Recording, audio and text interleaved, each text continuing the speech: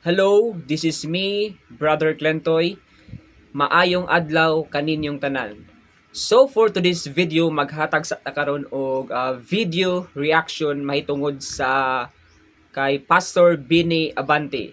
So, disclaimer, this is my personal opinion and this is my personal commentary about this video. So, as a Bible-believing, independent, fundamental Baptist Christian here in the Philippines, I believe that the King James Bible is my final authority. I believe that the King James Bible is inspired. So, if you are a real Bible believer, this video is for you. Now, ato ang tanawon kung unsa ang giingon ni Pastor Bini Abante may tungod sa King James Bible. Again, disclaimer, ako alang ning personal nga opinion, personal na komentaryo ni ani nga mao nga video. So, let's go. They were not all saved. They were linguists. They were experts in etymology. Experts sila sa Greek, experts sa Hebrew, pero hindi mga saved yung mga yan. 50 yan. Saan galing yan? Hindi naman galing sa Baptist churches yan. Nanggaling yan sa Anglican Church. Nag-aral sa Oxford, nag-aral sa Cambridge. Walang Baptist translator. See? Oh, di ba? No, sinasabi sa akin, ako kinokorek ko to eh. And whenever I go, I would correct it. Why? Sabihin sa akin na ignorante ako? Ako? You have been preaching for almost 60 years and you're ignorant? Meron akong doctorate degree in theology, folks. Sa Amerika ko kinuha yung doctorate degree na yan. If you have a doctorate degree, you must know the Torah. You must know the law of Israel. The Jewish law. Dapat alam mo yan. Oh. You must be able to know Greek and Hebrew. Oo. Pinag-aralan ko yan.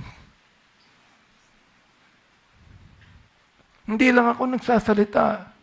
Pero may mga bagong pastor, wala namang alam, salita ng salita.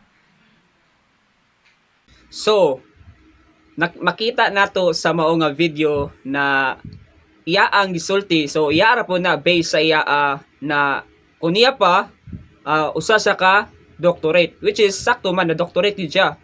And then sa iya pang statement, iya ang certificate or iya ang diploma is gikan pa sa Amerika. So, believe it me or not, sa ako lang sa akong personal opinion ako wala man tao na nangutana sa imo nganong angayan pa man na nimo isulti or imo pa man ang i-brought out sa tubangan. So, pasabot na nagpasigar mo gyud ka kay buto na unaon na dili na ba na unta angayan isulti pero nganong isulti pa man nimo dina sa tubangan. Well, imuha man na imuha na siyang ipagawas.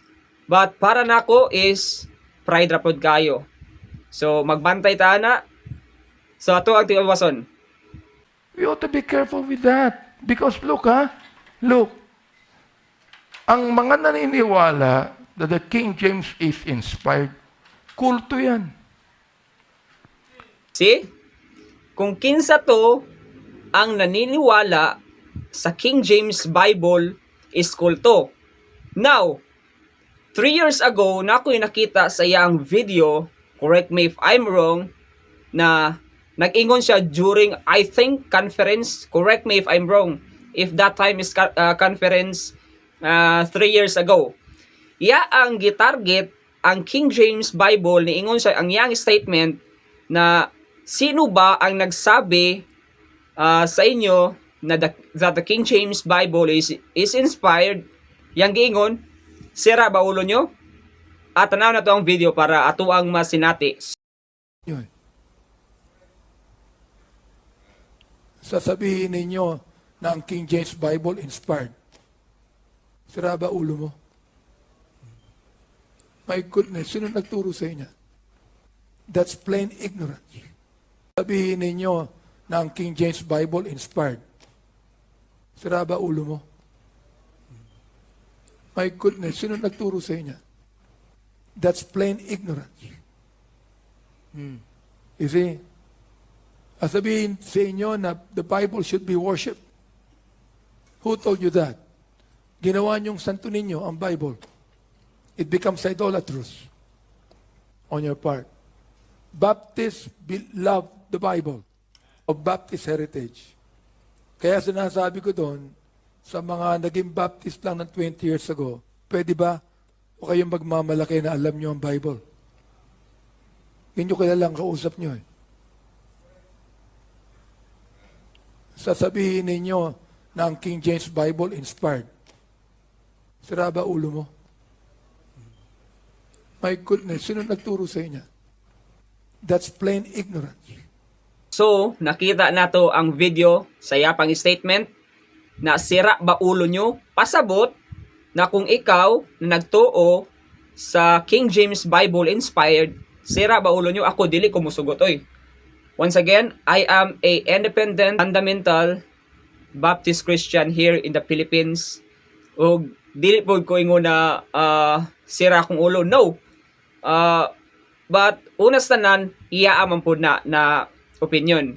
And then ato ang tiwaso ng mga video. Anabaptist, kulto yan. May Anabaptist dito eh. Di ba? The Anabaptist believe. O see? Makita nyo ito? May Anabaptist dito eh. Kulto yan eh. Pero para sa ako, man, murag matandog yun ang ako ang garbo. Para sa ako ingon ana, murag dili naman maayoy. Kung ako, usa ka Anabaptist na ako na congregation, matay. Mapap up ko ba kaning ang ato ang garbo ba musilaob. Pero sultihan ta mo sinuod kuha rag yung makuha sa mong video na lesson nani is dili ta magpagarbo. So ato ang tiwason para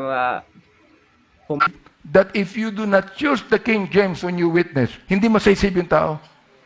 Naniniwala ba kayo ron? Kulto eh. Ginawang cult ang King James inspired book. So kita kato ginawang cult ang King James inspired book. Kulto yan. You see, I'm holding a King James Bible. Ito.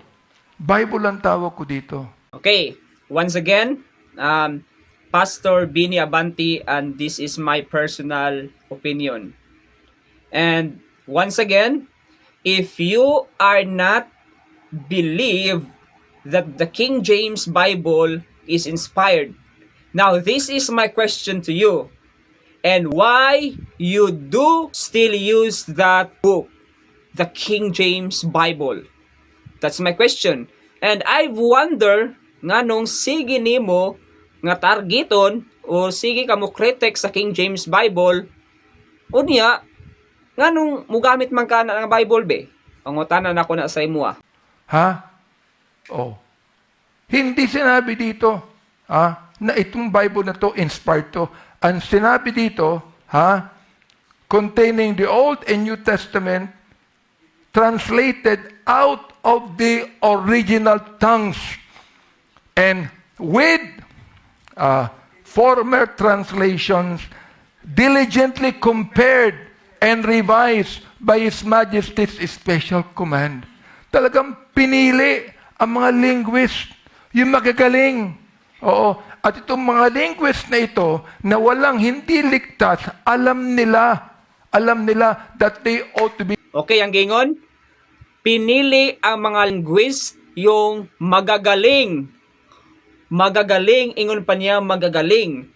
But sultihan di kas tinuod, ingon ang pulong sa Ginoo, gamiton sa Ginoo ang mga buwang-buwangon aron sa paglumpag sa mga maalamon. Sultihan ko ikaw, ingon ang pulong sa Ginoo, 1 Corinthians chapter 1 and verse number 27. The Bible says, "But God hath chosen the foolish things of the world to confound the wise, And God hath chosen the weak things of the world to confound the things which are mighty. So, makita nato klaro kayo ingon ang pulong sa Ginoo, the book of 1 Corinthians chapter 1 verse number 27, na miskan pa na ang Ginoo gigamit niya ang mga buwang-buwangon aron sa paglumpag sa mga maalamon, o gigamit pa sa Ginoo ang mga weak na mga butang aron sa pag-confound sa mga butang na mga kusgan. So atong padayonon.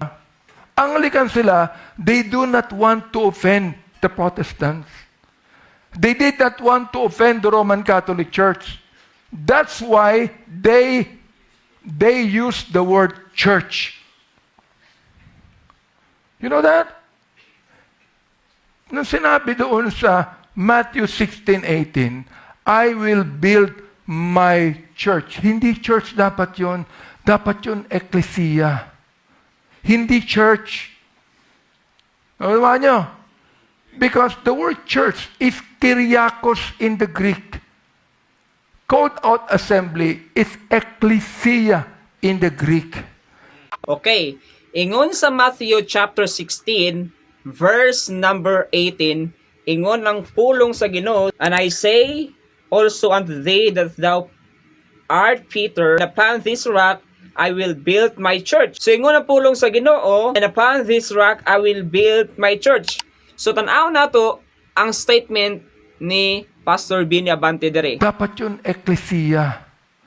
So, di ba? Dapat daw kuno dili na siya church, dapat iglesia. So pasabot iya ang gi-correct ang King James Bible. So wata kabalo basig na apo na siya iya kaugalingon translation na mo ang Biblia. So buto na unaon ingon biyang pulong sa Ginoo, ang pulong sa Ginoo dili pwede kuhaan o dili pud pwede dungagan. Galing manggaling ingon sa pulong sa Ginoo, kung imuang kuhaan ng pulong sa Ginoo or imuang dugangan, tunglohon jud ka. Believe it me or not, that's what the Bible says. Wato ang tuwason. Hindi church. Alam nyo? Because the word church is kyriakos in the Greek. Called out assembly is ecclesia in the Greek. And you take note, the ecclesia. So, dili lang ba, mahibulong ka.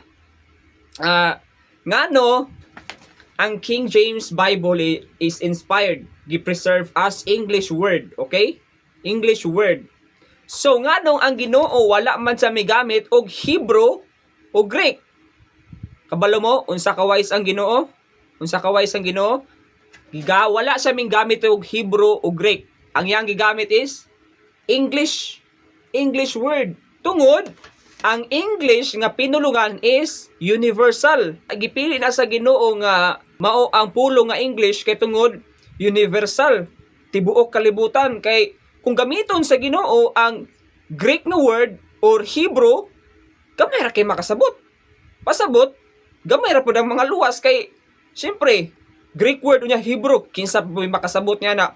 Whereas English ang gamiton kay bintaha pa, masabtan pa sa uban. So makita nimo kung unsa ka wise ang Ginoo, wala niya gigamit ang Hebrew o Greek tungod ang iyang gi-preserve is English. Ecclesia, Greek word ecclesia is a compound term.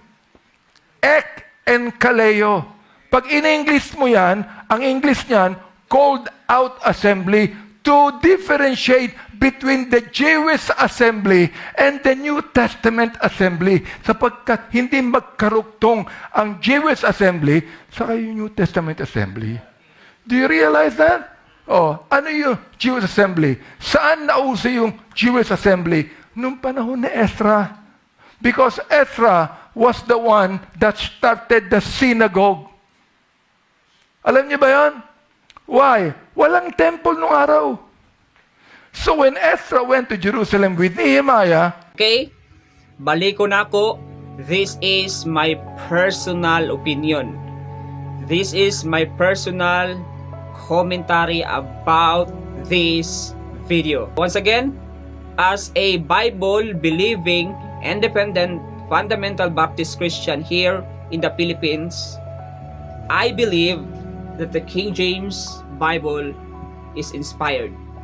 And I believe that this is my final authority. Wa ko'y labot kung unsay mo ang i-critics may tungod sa Biblia, mo ang King James.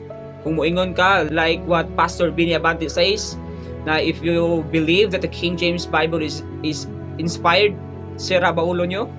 Well, yaman po ng choice na mo storya sa ana.